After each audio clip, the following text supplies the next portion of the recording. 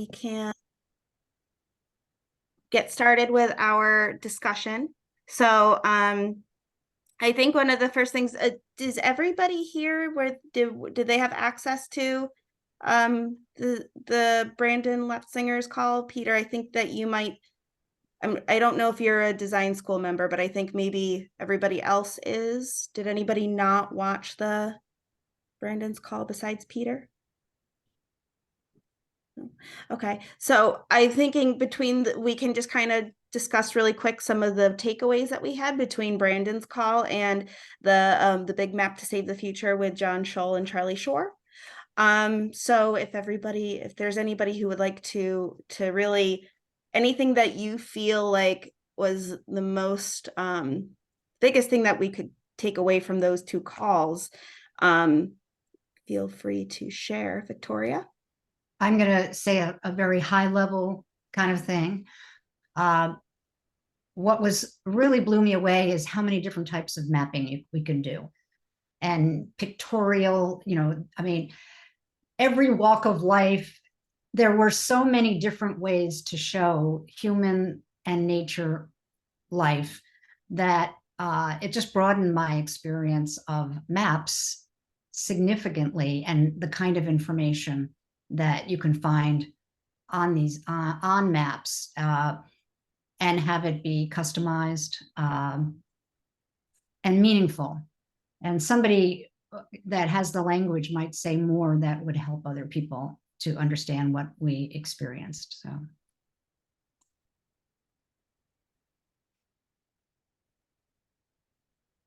Yeah, thanks, Victoria. I think that you're right, like just the breadth of things that Brandon presented was really awesome.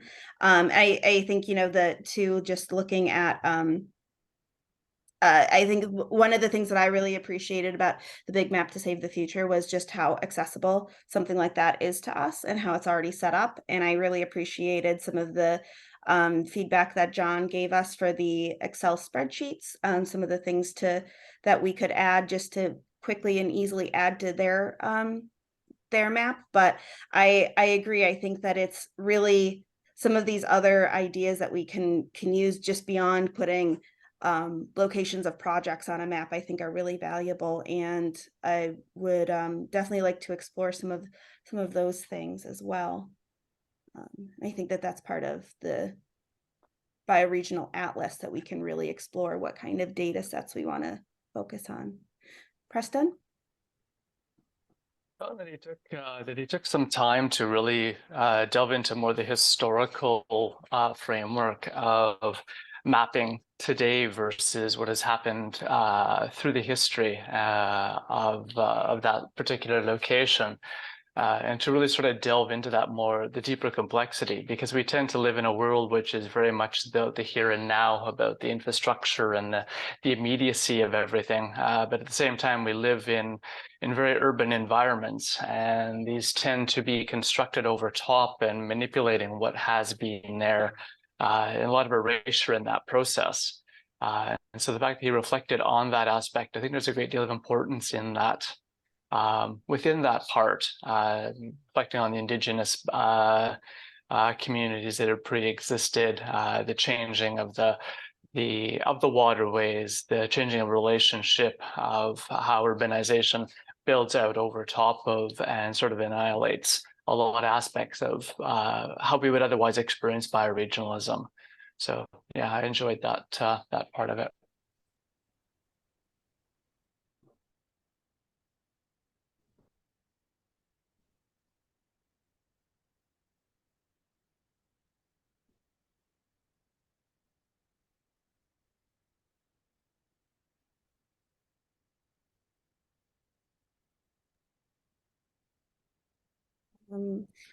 So great. Yeah, thanks for summarizing some of those things, Preston and Victoria.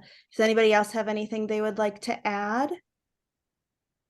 I think if not, we could definitely just start talking about some of the things that I posted in the agenda, which would be the identifying the focus and the information that we want to really focus on in terms of what we're including in our map. There's one thing that I could say, kind of add on to, I hope it's not too much of a repeat of what Preston just said, but I mentioned this also in the actual session with Brandon. So people, I may be repeating this in two different ways, but I do think it's super important. And it's just the various ways that mapping and narrative can sort of dance together. I really found it interesting how the way that Brandon told the story of bioregional mapping started with the story of bioregionalism in general, and how maps came in to add depth and nuance and understanding to that story, and then how, you know, Cascadia sort of adopted that movement and how maps informed that particular history, that narrative, that storyline. And the way that he presented it just really showed how maps can serve the purpose of a movement, serve the purpose of an unfolding story, and the role that they play and the power that they bring, and how important it is to point that out as well. And I think it's really valuable to see this as a movement, planetary regeneration as a movement, and where do maps fit into all of that? I think it really gives them a lot of purpose, helps us to orient ourselves in the way that we use them and see them appropriately as a very, very powerful tool. And so, yeah, I thought that was really, I thought that was spot on. I thought he told the story right and framed mapping in the right way. So I really just wanted to highlight that because it felt like a big deal. Yeah, that's all. So I didn't attend Brendan's session, but could I comment on what Brendan just said? Yeah. In the session that we had with the other two characters, the idea of what are we mapping, I think, is one of the issues. And there's a classic anthropological study of indigenous belief systems titled "Wisdom Sits in Places." So the notion that what we're actually mapping, in some sense, is stories, in order to create a movement across space and time of what is the bigger planetary picture. So I do think, and that kind of gets to my interest of cognitive mapping, where we're mapping stories and the processes by which stories get combined to create a bigger picture.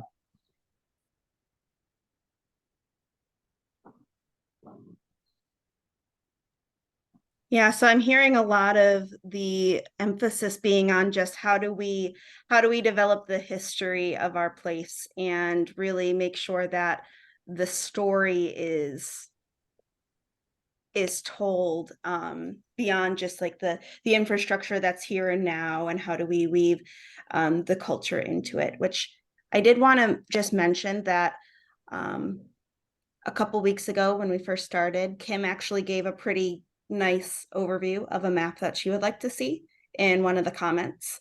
And what she had mentioned was that she wants to see a map that begins with Earth through her water basins, including aquifers being primary, perhaps then overlaid with forest ecosystems, then perhaps overlaid with a 15th century map showing which indigenous peoples lived where, perhaps then overlaid with information highlighting current transforming, regenerating, and good humaning practices, projects, stories, and possibilities pulling us forward together. And I think that that's really valuable as we're kind of thinking about what we want to focus on. I also wanted to orient us to the map, the folder that I had created that you should all have access to. I'm just going to put the link in here. I have, very general Excel spreadsheets in here right now, but I think that this is a good place for us to start including some of the information that we're going to be collecting. So if you wanted to open one of your Excel spreadsheets, but I'll also open Buffalo's right now, which is fairly empty. But so some of the things that we can start collecting information on would be some of the physical features of the watershed. And I think that if that's what we're going to be focusing on, we would just want to make sure that we're using shared language across each of the maps so that we can eventually combine them all, or we could focus on one bioregion. I think that that would also be probably an ideal situation if we're all focusing on one area and we can collaborate there, and then we can always move on to another. We could also collect information on any degradation challenges. One of the things would be like wherever you find, having a source that you of where you're finding this information would be really important. And Elliot, I see your hand up. If you'd like to. Yeah. So I had a question. If the feedback that you got from the Charlie and John who are doing the Big Map project? Yes. Okay. Yeah. Is their feedback on the Excel sheets included in this version? Yes. So actually, that's Okay. the next page. Okay. So the portions that if we want to add things to their map, this is the simple information that they're looking for, that they would be needed to be put into their map. So the project name, source description, a picture, the location, latitude and longitude of the project, and then the contact information. And then I also thought that just because we haven't defined regeneration yet, it would also probably be a good idea for you to include why you feel that this is a regenerative project and what is it regenerating, so that we can make sure that when we're going back in, if this is something that we want to continue to develop, we can kind of have a shared understanding of why are we including it, and what as we start to develop our definition, we make sure that we're all on the same page.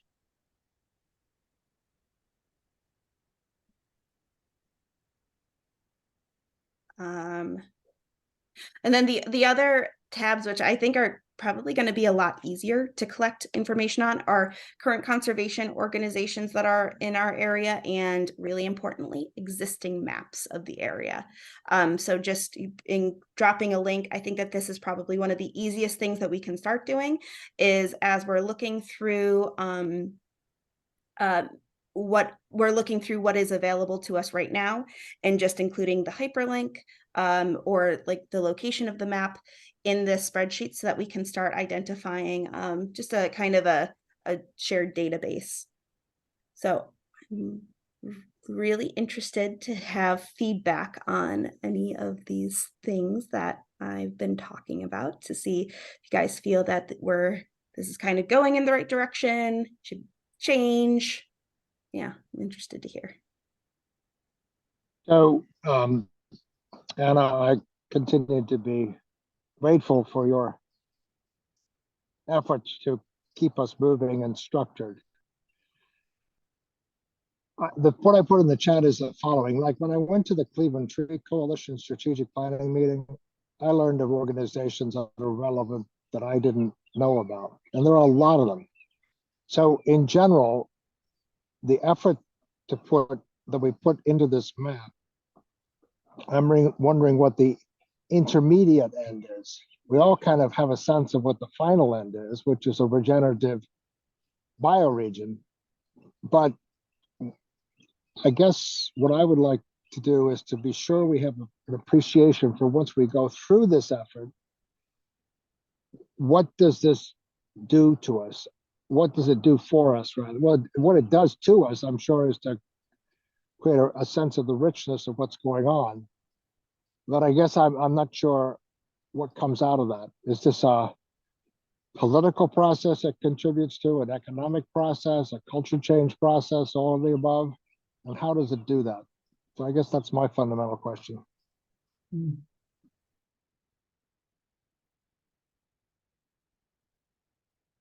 Yeah, thanks, Peter. And would anybody, I know Victoria, you had your hand up, but would anybody want to have a response to Peter's prompt? I I could think take, that's a great, I think that's a great observation. I wanted to acknowledge you for what you've done already, Anna. So I'm going to put my hand down, but it's kind of like, what are the criteria for success? What would it look like if it was a home run? You know, those kinds of things. And that's just a great set. It's a perfect question because every region might be different, but if we create the framework and the language, that would be really, really helpful, because frameworks and language can stop an effort like, you know, because it's just too much, it's too big, it's too new. Whereas if we have the templates, it's really helpful. But I don't know how to answer Peter's question in a tab. So let's talk. Yeah, great. Benji?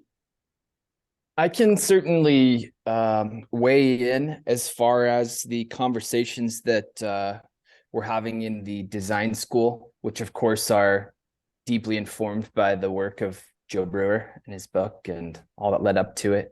And maybe I can just, rather than going into great detail, which I think would probably take a lot of time and people probably get tired of hearing my voice, I can refer people to the structures of bioregional regeneration that Joe's been talking about. He gave a webinar a couple weeks ago, and I realize that not everybody has access to that video, but I did write about them in a newsletter that is publicly available, and I can post a link to that.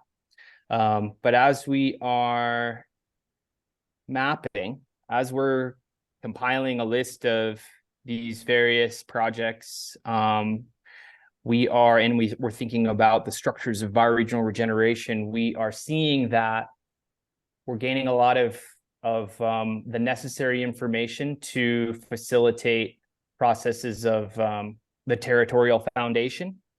The territorial foundation is similar to a community foundation blended with territorial governance, where we are recognizing the needs of the community. We're convening core team community leaders to come together to then look at those needs, understand resources that could come in, fundraise or get a hold of those resources in whatever means that might be, because we're also considering multi-capital resources.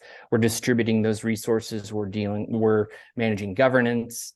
And then there is the Bioregional Learning Center, where we are creating, developing, supporting learning processes broadly across the landscape and coordinating those together so that learning is both centralized and decentralized. So having a list of all of the projects is really helpful in that effort. Then, of course, there's the weaving of people and projects, which is another of the structures that is directly related to coming up with a list of people.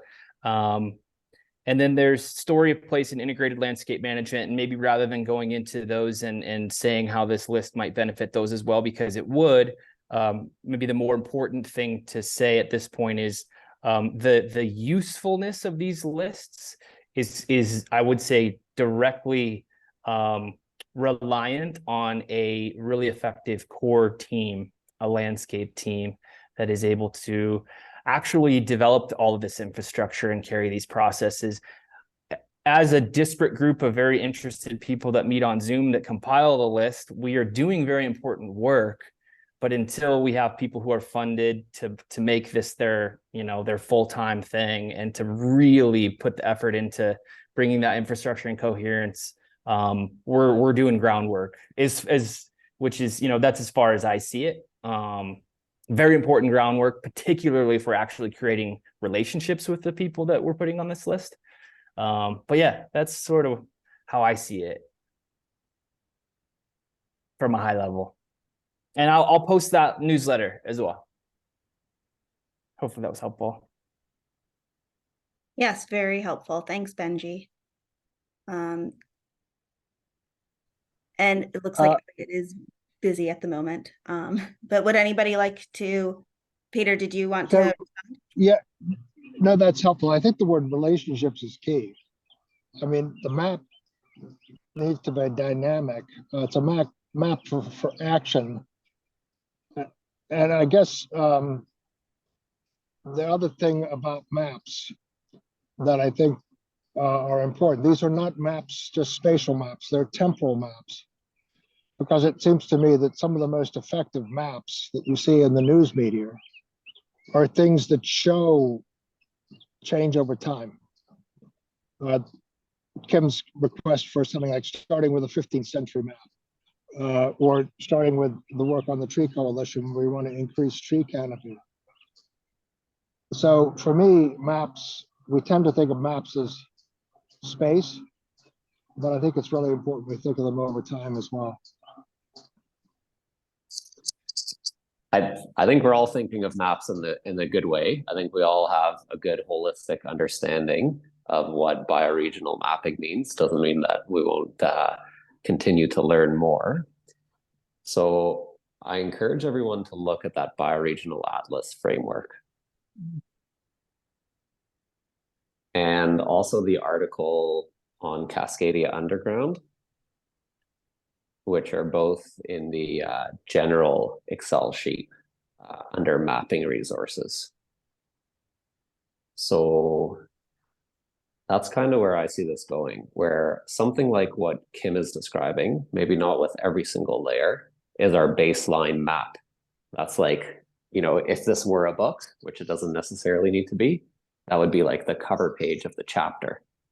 And then within each chapter, there are different sheets and pages, which might be increasing tree cover or the relationships that fuel regeneration from a political perspective, or, you know, the thousands of other maps that we could put in there. So if we're following this framework, which is being used for bioregional mapping very successfully in some instances, for example, the Islands of the Salish Sea project that Brandon was talking about, that bioregional mapping project engaged over 10% of the population of the Salish Sea Islands. So if we follow that template, then we decide on a baseline map, our cover page for the chapter. And within this, whatever we're calling this gathering on Zoom, and maybe a working group that comes out of it, we figure out what are some of these first map sheets that we want to focus on, and then divide up roles where we then go and find the data and build the relationships that we need to produce such a work. I'm sorry, Elliot. So you mentioned 2 resources. Well, I think 3 resources in total, right? The Bioregional Atlas, and then there was something else, and then there was the Salish Sea Islands, and then there was a second one that you, or the third one that you mentioned. I just wanted to make sure I had all of them, because I'm really interested in this idea of that you're seeing a particular template or a particular structure to build off of. Am I understanding you correctly? Yes. So, all right, I would love to understand that better. Yeah. So the past example is the Islands of the Salish Sea. It's a book. The present, the framework that we can use is that article, and I think we can amend it slightly, but is an article on Cascadia Underground. That's the one. Okay. And then the future where we take this is fitting this into that larger bioregional atlas, which is just a shell website at this point. Awesome. And so is there a place that I can find the Cascadia Underground article so that I can link it for this group? I believe that it is in the general Excel sheet under the mapping resources tab. Yeah, it's the last article.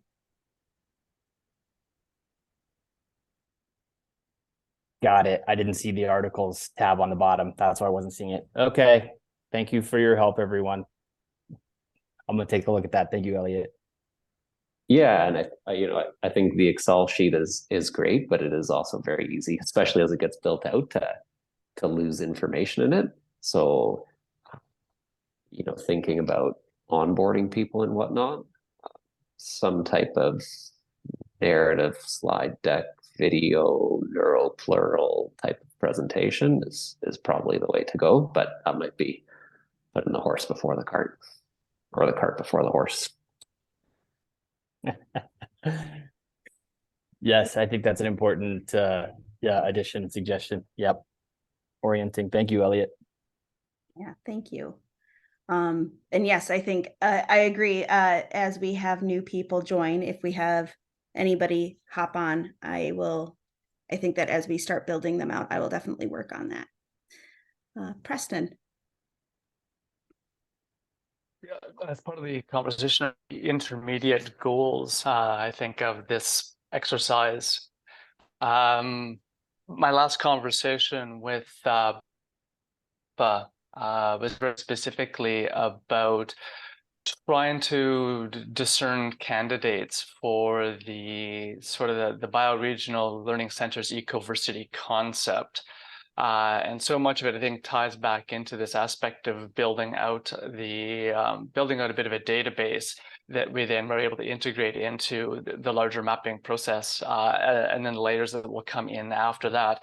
But part of that aspect is because there's so many people doing amazing things across this bioregion, in a sense of institutions, universities, but also a lot of other resources out there, having experience from both construction aspects, clean tech aspects, having background somewhat in circular economy, share economy, all these different pieces that really look at a very different future, being able to kind of be able to have those conversations eventually with people that are likely to be the people that were also at some of Joe's presentations, and have them see these opportunities growing with this database, with this potential of the amount of information that's here that is not collectible from any one location. It's all this scattering of tiny little resources everywhere. And considering we're focused very much on this here and we know very little about it, everybody else knows that much less. And so I think this whole aspect of the intermediate is really just trying to draw those together as I have conversations with people, eventually telling them about what we're doing, and we'd be interested in them being involved. We sort of get a gravitational accretion beginning to happen in a way, I think, that will have potential some really strong ripples in being able to grow this movement in that way. So there's a slightly more ambiguous, nebulous kind of version of what I am seeing, without something very specific being the end goal. That's very exciting. Thanks, Preston. I'm happy that as you're speaking to people, that they are taking an interest in what we're doing. And Benji? Yeah, sorry if I'm talking a lot. I'm getting a little self-conscious, but I just wanted to just mention that I'm seeing a lot of what I'd call is getting to be like sophisticated strategizing. I mean, we're seeing the problem space, I think, pretty well. We're beginning to, based on what I'm hearing, and I'm also hearing mapping conversations in Cascadia. I'm hearing mapping conversations in Colorado, and just putting on the design school hat, which I pretty much always wear. I'm just reflecting on the value of weaving together with these other groups, and I just wanted to basically extend the offer to facilitate if you ever were interested, because to give a really concrete example, Cascadia is getting ready for this bioregional activation tour in October, and you guys have already gone through one, and you may have another one in the future, and how might bringing some of the lessons that you're learning here to that process and informing some mapping activities and some mapping ideas there, even though Brandon already has a lot of experience, they're still doing a lot of mapping over there. What kinds of lessons might be exchanged in both directions. And I just think that maybe there's a frequency, maybe there's a temporal pattern of syncing up with other bioregions every few months to see what they're doing with mappings. Maybe that's how you do this. to learn together, to learn on our own in our own places, in our own context, but then also to have opportunities to exchange insights. So I just wanted to, just bring up the bigger scale once again and remind everybody that there's other groups that are having really similar conversations, and how can we learn from one another. Thanks. Over. Elliot? Yeah, really like what you were saying, Preston and Peter, about the intermediate ends. And I see the intermediate ends as being displayed in those map sheets that fit within that larger chapter. And Benji, what you're saying about linking it up onto the landscape scale, I think we do that by fitting into an existing project through the Department of Bioregionalism for the Bioregional Atlas. And I think one of the ways that we can put that into action is something that, has been mentioned in the design school of forming sociocratic like groups, where it's like, okay, we're the little Great Lakes mapping cell, but we have people that report to the bioregional mapping organ.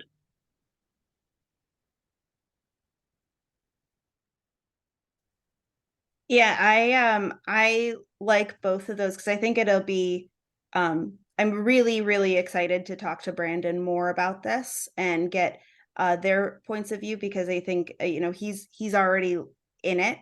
And I like the idea of contributing to a larger database, because truly, what are we doing if we're just collecting information and putting it in an Excel spreadsheet in my Google Drive? We're not really contributing to a larger information set. So I think that it would be really crucial for us to link with these other groups and be part of something, and adding to that bioregional atlas.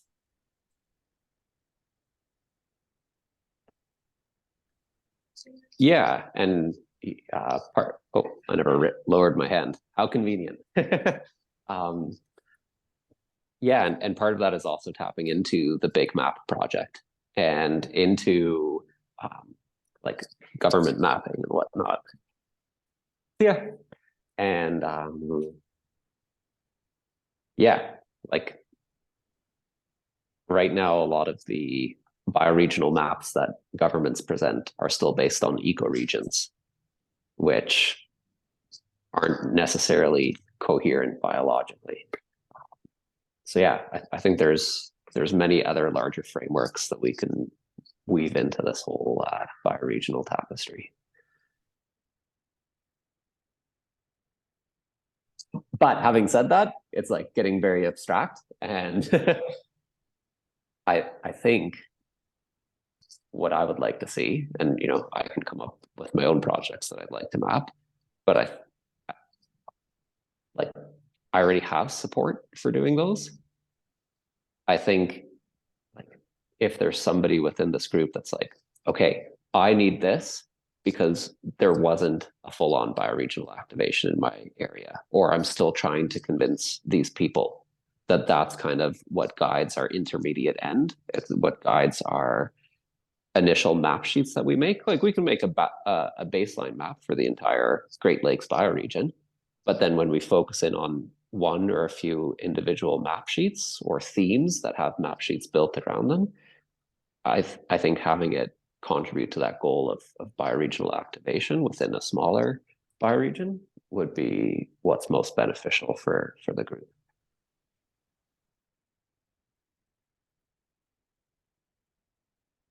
So if I could just jump in on that. I do think that spreadsheet that includes people that are already mapping is really important. I've already mentioned NOACA, which is doing their climate strategic planning, and that's the Northeast Ohio Area Regional Coordinated Council, uses to the point that it may not be bioregional mapping. I appreciate that. I also think we have NASA in town. And now if you're really talking about planetary, getting some input from people that are really thinking at that kind of scale would be important. And finally, in the Cleveland Tree Coalition meeting, and obviously they're mapping tree coverage because they have a goal of increasing the canopy. They map trees onto health.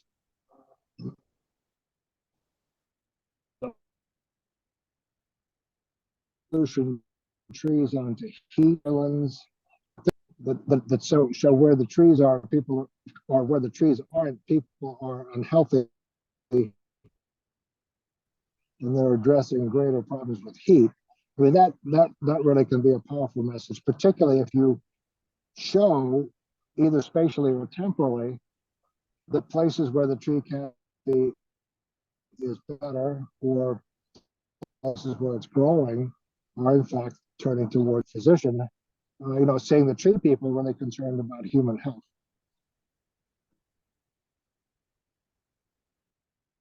There's a pretty good study that exists on that out of Mississauga.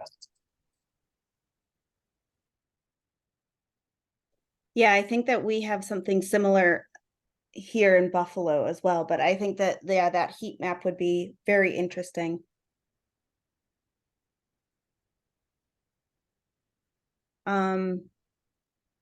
So I think that it sounds like what for Cleveland that would be kind of the focus of that map. Was what you would want, Peter, would be more of a heat map with the tree canopy. So I think back to what Preston was saying, I think, or in the Benji,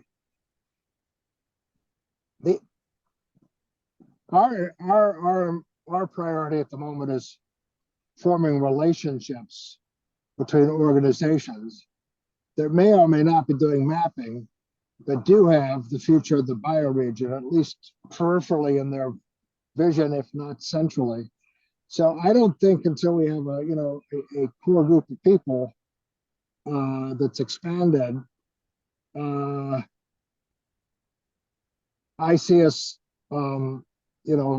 prioritizing the mapping highly. But I'll talk to Kim and Dave and Jillian about that on Thursday. I guess there's another sense of it too. So that's the kind of let's wait until we get our act together. The other is let's take action before we have our act together. And when the big picture mapping people session, I said, well, I guess my backyard, which I'm lying in now, is kind of a regenerative bioregions project.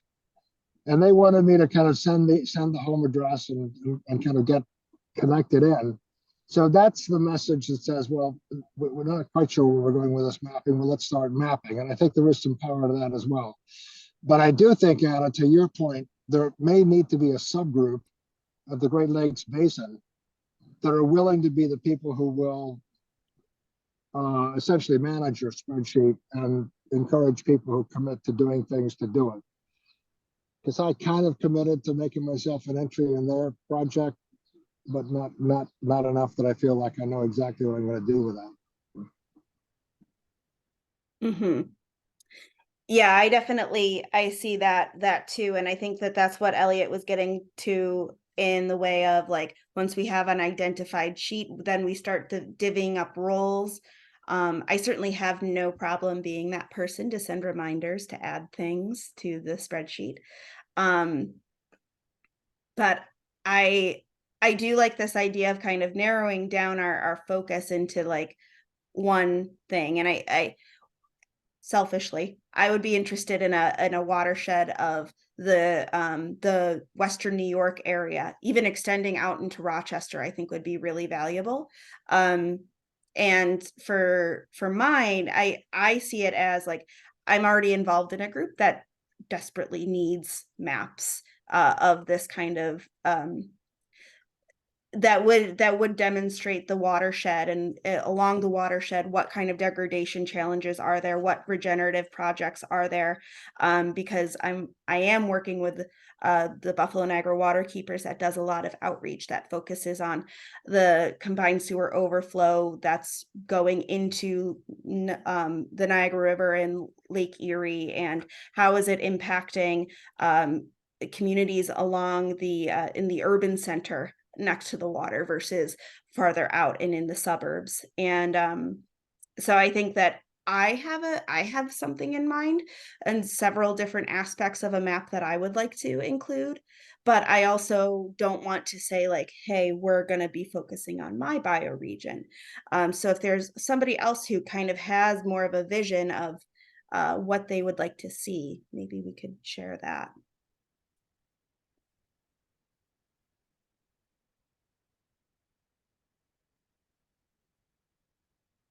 I also think like Toronto, you guys are probably the biggest showing in this group, and you also have the most resources available to you. So Toronto is also a great opportunity to start there.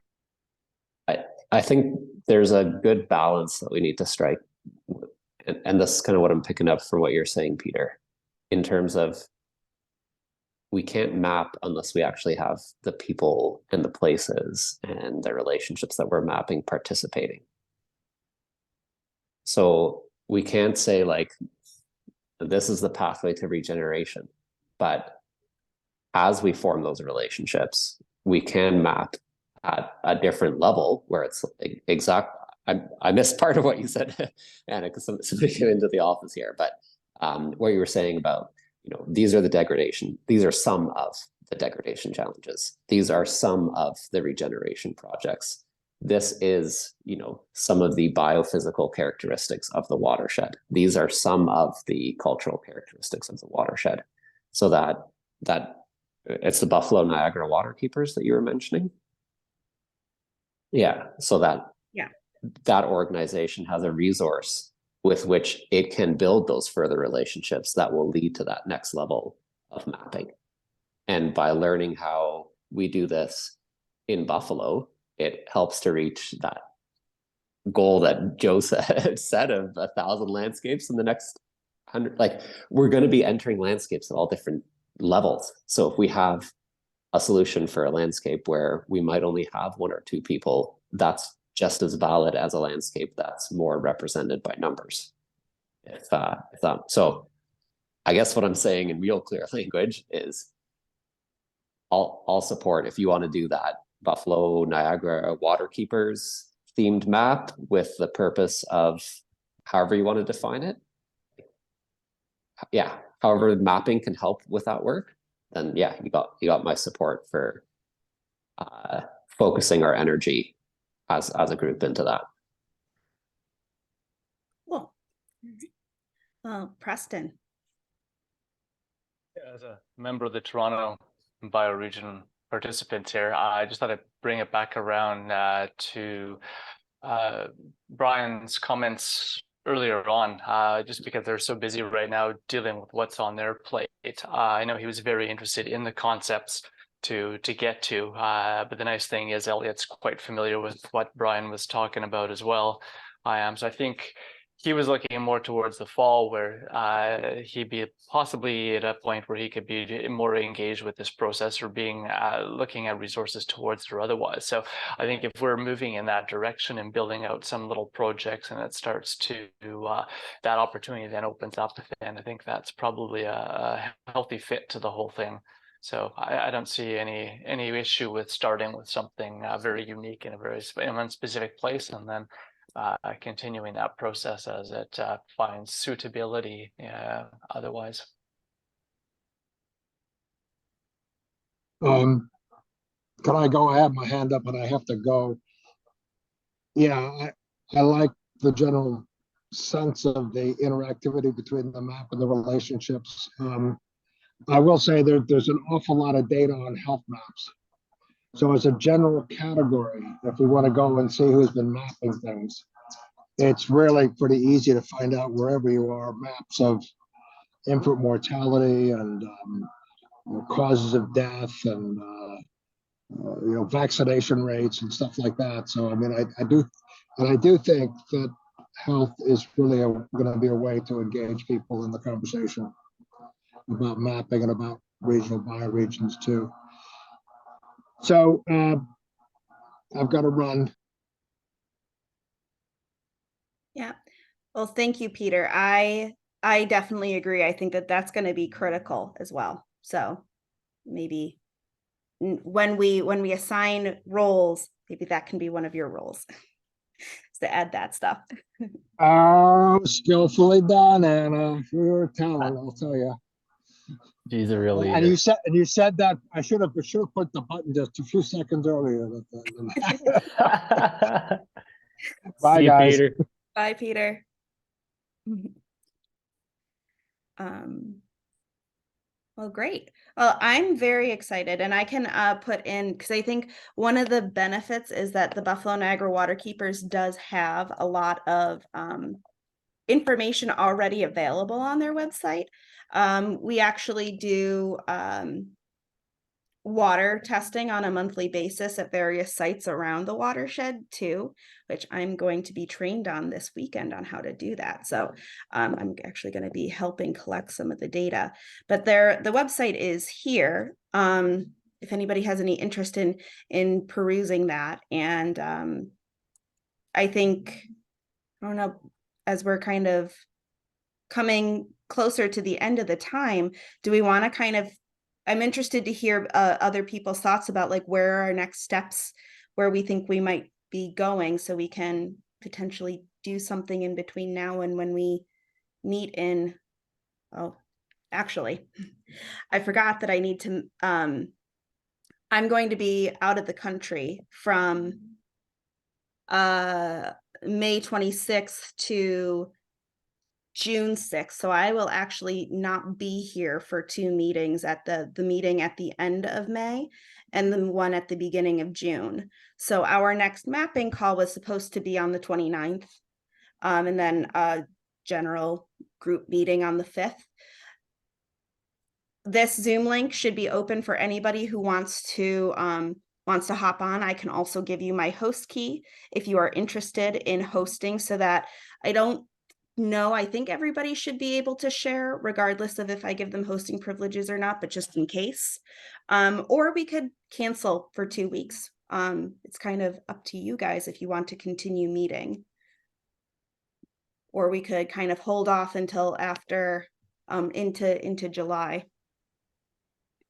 First of all, on May 29th, that's a holiday here, right? Is it Monday night? Yeah, it is Memorial Day. Yeah. And I'm sorry, hold Forget off. about that. What? I said hold off until July. I mean, hold off until mid-June, but yeah. So that one for sure we won't do. Mhm. And then the one on June 5th, the general call. I think we should just keep it, and Jonathan and I can, and whoever joins the call can facilitate that, rather than people not knowing. Mm-hmm. Yeah, at this point, I'm not really sure how some people find their way on this call. Yeah. Some people join on the Google invite, on Mighty Networks. So Is the link the same for both of these conversations? The general. Okay, so if we go in there, we can all get in without you, right? yes, yeah. But if you wanted to give us the passcode, just in case. And Jonathan would know, how to use that. I'm not, I don't work the Zoom. Or you could email it to us. Yeah, I'll email it to you. Yeah. Great. Good. So then I guess we're looking at another, so 4 weeks that we would be going without meeting. So I guess I'm interested to hear if anybody has any ideas for kind of what we can do in between now and then. Well, get Peter to provide some health maps for the Western New York region. Maybe could you define what you mean by Western New York? Like, is it those 2 or 3 watersheds that I sent you the shapefiles for, or is it more than that? Yeah, so it is, some people define it all the way out to Rochester. It depends. I've heard people in Rochester not calling themselves Western New York, though. You're adamant that you're not Western New York. So it's basically the space in between thinking in like terms of the state lines, all the way down to the Pennsylvania border, which is about halfway down Lake Erie, and then pretty much all the way over to just before Rochester. So it includes Lake Erie, Niagara River, and a small portion of Lake Ontario. And I can certainly send out and kind of add that to our Mighty Networks page, that the area that we're focusing on too. Okay. And then what are the themes? What are the intermediate ends, the questions that we're trying to answer, or information that we're trying to provide with this map? So I would be interested, and I think that in terms of like the work that I do, there's a lot of information centered around the Buffalo area, but I am interested in kind of that entire space because I think that that would also be very valuable. But primarily the combined sewer overflows and that what is entering our streams from our sewer system, as well as other pollution and degradation. The Buffalo Niagara Water Keepers does a lot of restoration along the Buffalo River and Niagara River, and I think that those are the two main rivers in this system. So it would be those would be restoration sites that I could very easily find and add. And I think, you know, the Western New York Land Conservancy has some sites too that are very easy to identify.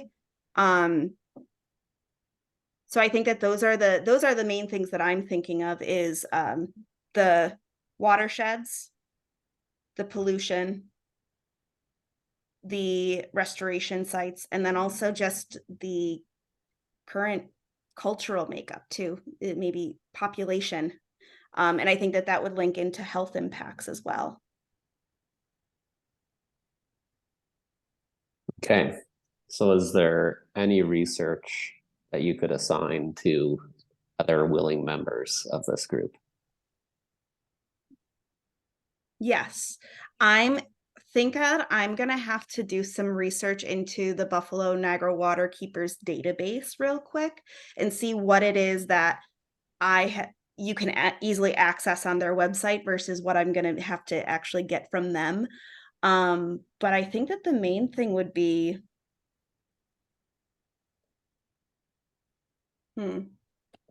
probably if we could identify different sources of pollution in the Western New York area would be probably one of the bigger things that I don't think that they would have everything.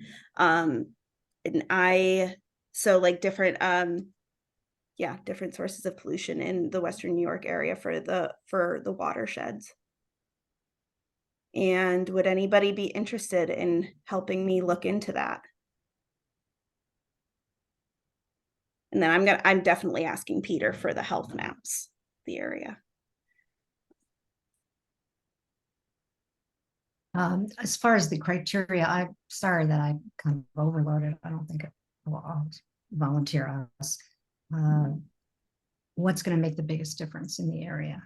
You know, that would be, you know, looking for where to impact, because it's a big area. Mm-hmm. You know, where could land regeneration most impact pollution? Would that, thinking about the work that we're doing in ER, it's about land generation, right? Mm-hmm. And so that would, I mean, as far as midpoint, kind of what are we looking to accomplish to be able to bring people together to make happen something.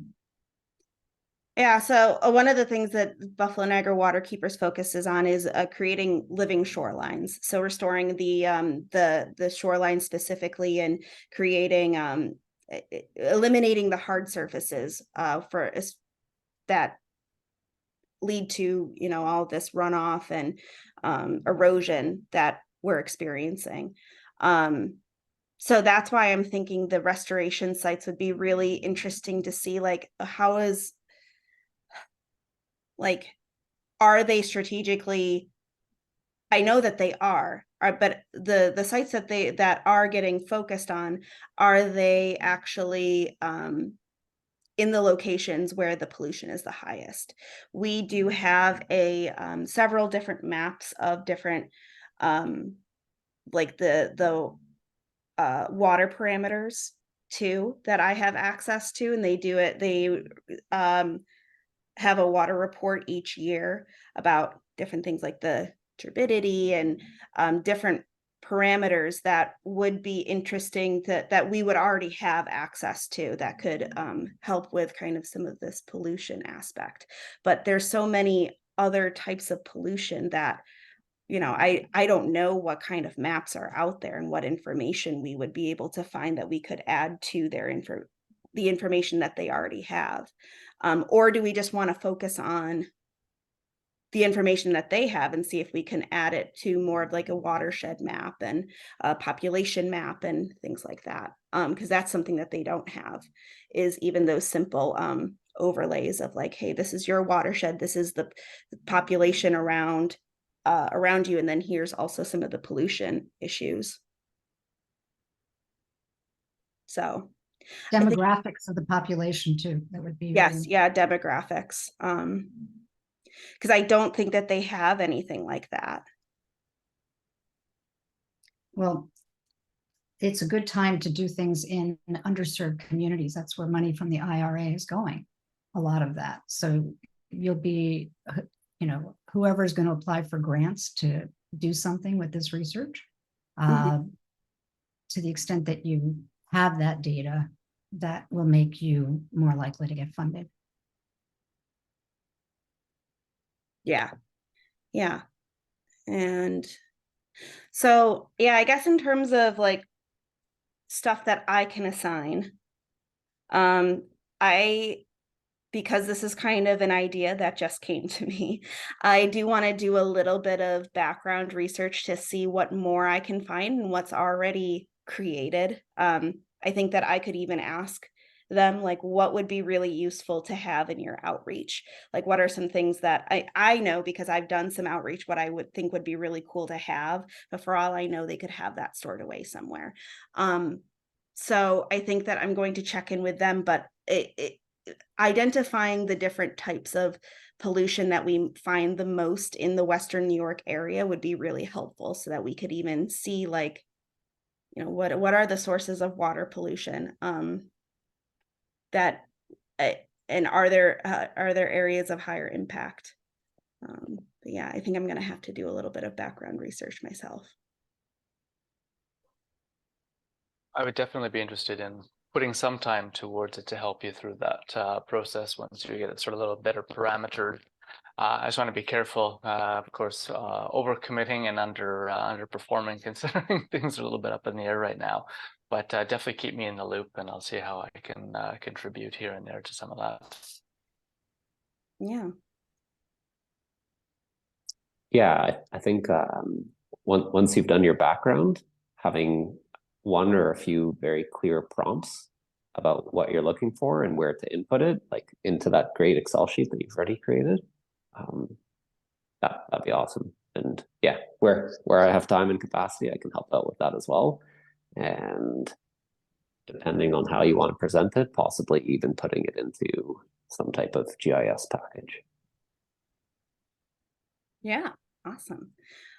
Well, and I have everybody's email here too, so I think that that's one of the nice things, is it's hard to connect outside of this. You'd have to like log into Mighty Networks to see anything, but I can certainly send emails to you guys, Preston and Elliot, and it kind of gives some updates on what I can find. But yeah, thanks guys. I'm really excited now. So that, I guess, in the meantime, maybe we can do some checkouts since we're almost up with our time too.